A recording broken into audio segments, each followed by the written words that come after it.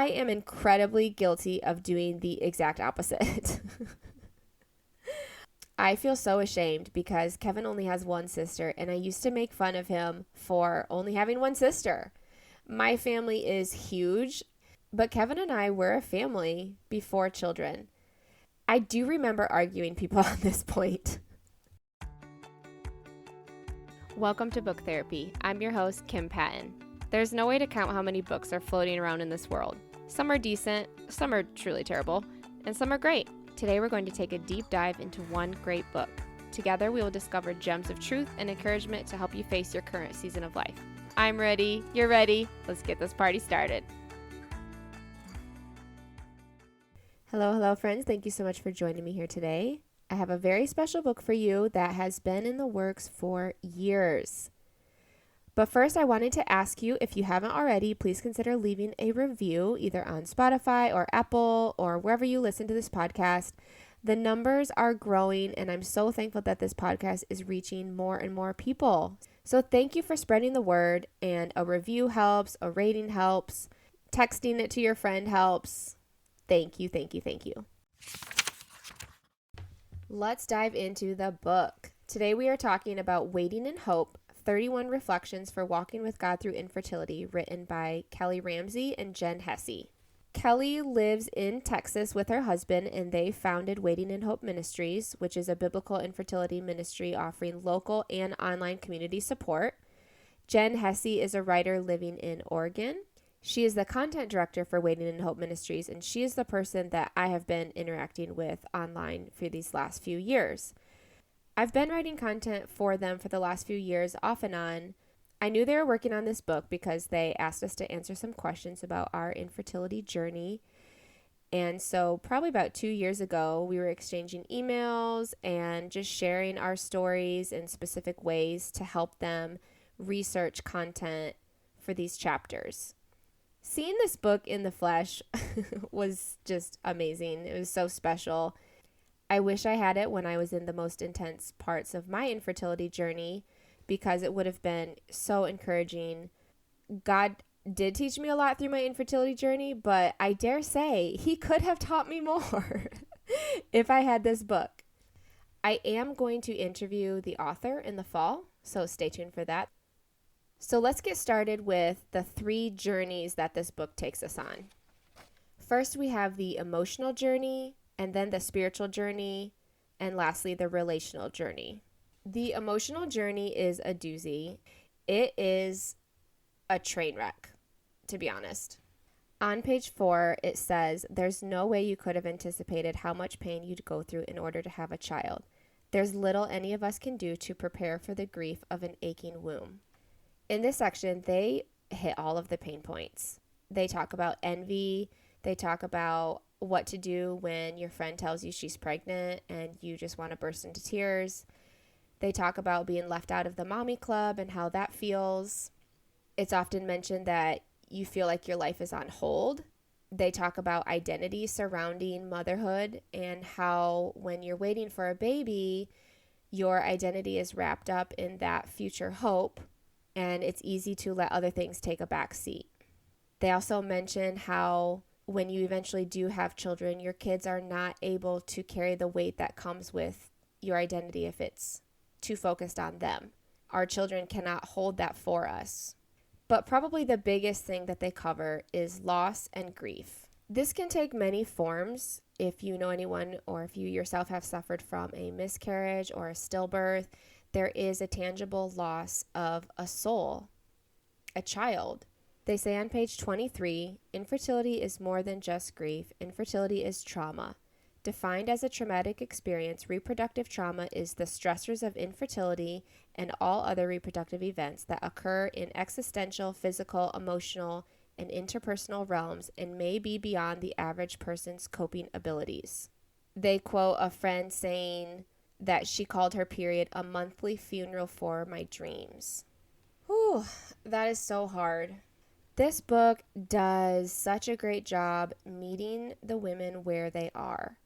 The very first section of the book tackles the heaviest, hardest thing about infertility, and that is the emotional weight At the end of each short chapter, they do have reflection questions and a prayer.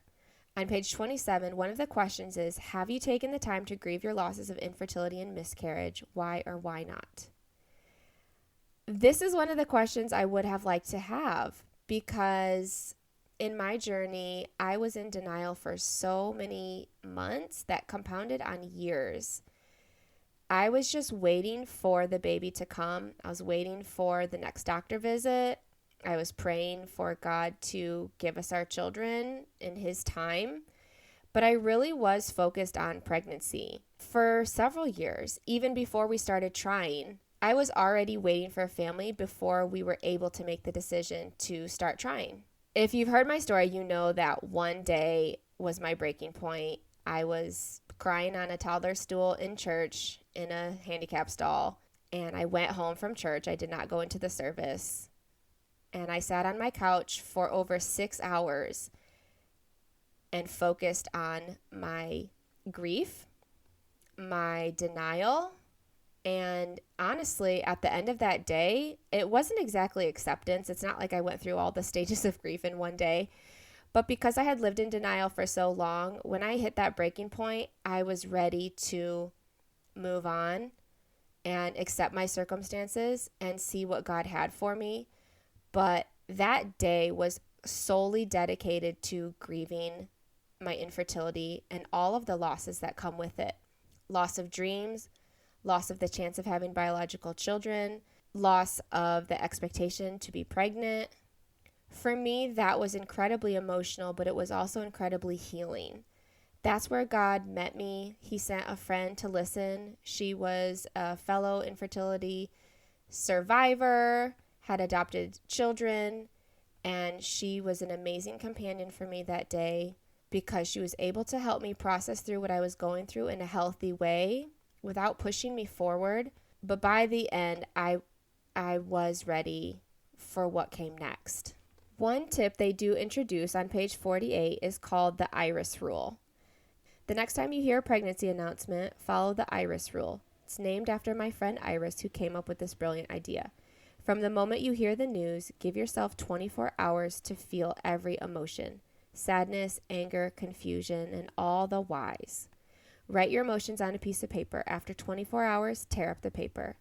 Next, on a new sheet, write the pregnant woman's name along with a prayer thanking God for the baby He's forming in her womb and asking for His protection over mother and child. Make praise and prayer your weapons against the temptation of envy.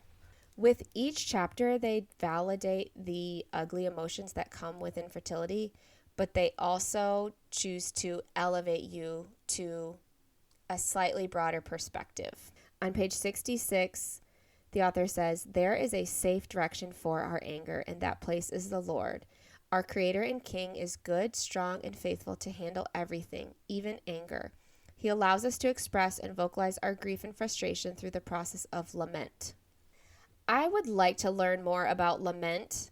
I think it's a beautiful way to process through your emotions in a healthy way. And Psalms is obviously the best example of this. So stay tuned, or if you have a book that you would recommend on lament, please let me know because it's something that I'm looking into. Next, we have the spiritual journey. I love this story on page 80. Jenn starts with a Christmas gift exchange between her and her husband, but because she was on medication and she was in the deepest, darkest pit of infertility, she was really in no mood for pretty much any gift he was going to give her. He handed her a small box, and she opened it and screamed, "This isn't what I want," and stomped out the door. It made me smile because she admitted a low moment, getting angry at her husband who was only doing something to cheer her up and to make her feel beautiful. This is an example of how she encourages us to praise God anyway, even when we are in such distress. The author says on page 89, our seasons of delayed waiting stretch us to our breaking point where we have no one else and can't carry on. We collapse at the Lord's feet, desperate for Him to relieve our sorrows and sustain us in our ongoing disappointments. As humans, we are frail and need someone to cling to as the painful days go by. We realize we aren't able to fix or change our situation, yet God is sovereign and can. She also says, in the process of waiting, we can learn much about ourselves. Our waiting can be worth it regardless of the outcome. This is one thing that's really hard to hear when you're waiting specifically for a baby.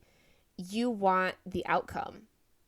All you're focused on is what you expect to happen, what you want to happen, what you feel like you can't live without. But God uses that to turn our face to Him and to reclaim our identity as woman, as child of God, not yet a mother. Just like the Lord is a safe place for our anger, He also can use our story, use our pain to change our hearts. And I've heard Kelley and Jenn talk about this, the transformations that they see in women who come to their infertility support groups really encourage them that waiting and hope is possible. You can hope for an outcome while at the same time hope for God to change your heart into something more beautiful, something redemptive, something that truly gives Him glory. We give Him glory in our pain because sometimes that's all we can do, but we can also pay attention to what He's teaching us and give Him glory despite our circumstances, and that can be life-changing. One thing they mention is the desire for a baby and how women struggle with that desire. I've had conversations with people that are confusing because we have this spiritual dilemma. We think, okay, God gave me this desire for a child. God gave me this desire to become a mother. Yet He's not providing in the way that fulfills that desire. So on page 141, the author explains that she's speaking with someone who advises her maybe she should give God her desire. She says, "Give God my desire for a baby. I never thought of that before. My prayers usually consisted of pleading with God to fulfill my lifelong dream of being a mom.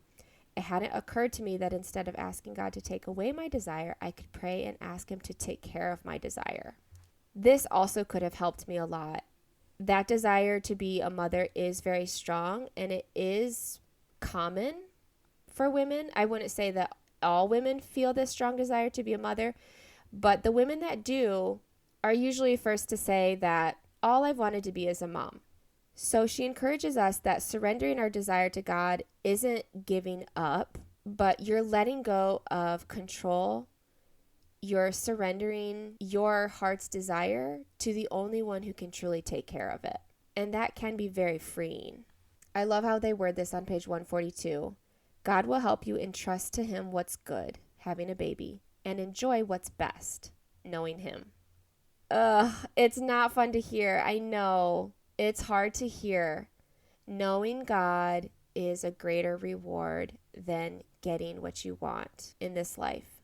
Now, having been able to raise 2 babies from birth, which was an incredible privilege and honor, I can say this looking back that I would probably have a hard time letting go of that dream for a baby or letting go of that desire. God is faithful and He does give good gifts. We can trust Him. Lastly, we have the relational journey, and they talk about many aspects in this section. They focus on your husband first, the husband and wife relationship, and then they talk about friends and family and how it can be difficult to navigate relationships when you're struggling through infertility. The first thing I love that they said is on page 149, in God's eyes, a husband and a wife are a family whether or not they have children. I am incredibly guilty of doing the exact opposite. I feel so ashamed because Kevin only has one sister, and I used to make fun of him for only having one sister. My family is huge, but Kevin and I were a family before children. I do remember arguing people on this point. I did not like being called a family. That sounds so rude, but family to me was kids, and I see that I was wrong.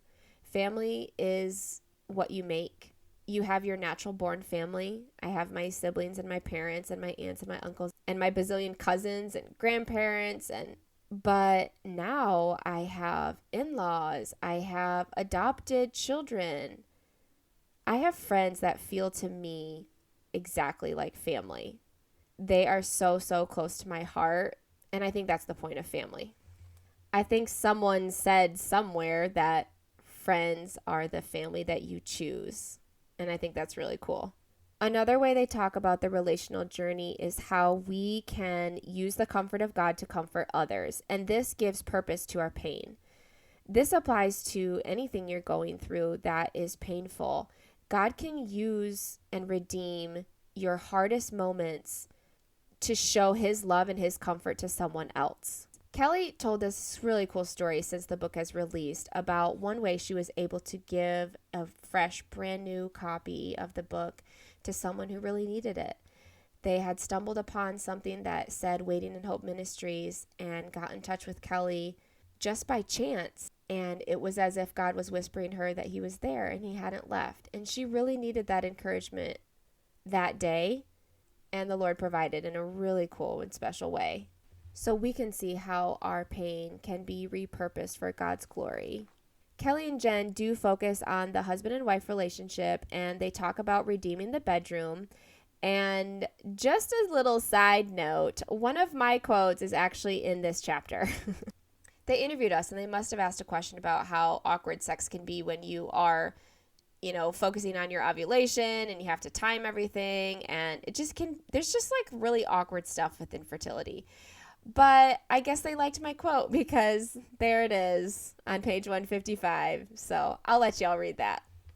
Infertility can also affect friendships, and they go through some ways that can be really hard, but also some ways that you can communicate to your friends your need for space or your need for extra comfort, and just praying that your friends understand what you're going through and offer you compassion and grace through this hard time. So we talked about the emotional journey, we talked about the spiritual journey, and relational journey. At the end, they have a lot of shorter chapters that are focused on what to do next. They talk about IUI, IVF, adoption, foster care, but mainly their point is, to what extent will you go to and to what cost will you incur in order to bring children into your family? This has to be a decision between you and your husband, and it's not an easy decision, and they are awful conversations. I remember having these conversations, and I often avoided them. We honestly didn't talk about it because I didn't want to talk about it. It was too filled with emotional water balloons that would just burst as soon as I started talking about it. So even though Kevin was my best friend and I trusted him completely, I just didn't like talking about it. So I pushed it away for a really long time. However, when we did sit down and really start to dive into what our next options were, it was slow going, but we did make progress, and the Lord did soften my heart to things that I was not open to before. So I appreciated the process of hashing out the details, hashing out the options, and praying and making a decision together, even if it's just a decision of what to do that week, because you can't know the whole future, but you can take one little step forward together. So to wrap up, Waiting in Hope Ministries is an amazing, amazing organization. And if you know anyone who is struggling, or if you yourself is struggling through infertility and loss, please hear me that I'm so sorry. I'm so sorry that you're going through this. It sucks. If I were to meet you face to face, I would put my hand on your shoulder and I would say, I'm so sorry. It's the worst. It's the absolute worst. And then I would give you this book, and I would give you their website, and I would tell you that you're not alone, and that there is so much help out there, and that God is with you and God loves you, even on the days where it doesn't feel like it. He is there. I would also encourage you to check out the Sarah's Laughter podcast. I was interviewed on it several months ago. Kelley and Jenn were interviewed on it just recently. It's an amazing podcast that dives into personal stories of these women who are either going through infertility journeys or have in the past and are sharing their stories. Thank you so much for listening to this episode of the Book Therapy Podcast. We talked about Waiting in Hope, 31 Reflections for Walking with God Through Infertility by Kelley, Ramsey, and Jenn Hesse. You can go to their website, Waiting in Hope Ministries, and check out all of the resources. They have support groups, they have online support groups, they do courses that you can download. They also have couples retreats, which is a really beautiful way to connect with your spouse during this time. And in the back of the book, there's also a chapter that Kelley's husband wrote for husbands of women going through infertility. Men have their own battles during this time, and he does a really great job talking directly to them. I recommend anything by Waiting in Hope. They have merch, they have books, they have beautiful artwork. They also are on Instagram, so I'd recommend following them if you or someone you know could really use some encouragement. Thanks for listening, and we will see you next time.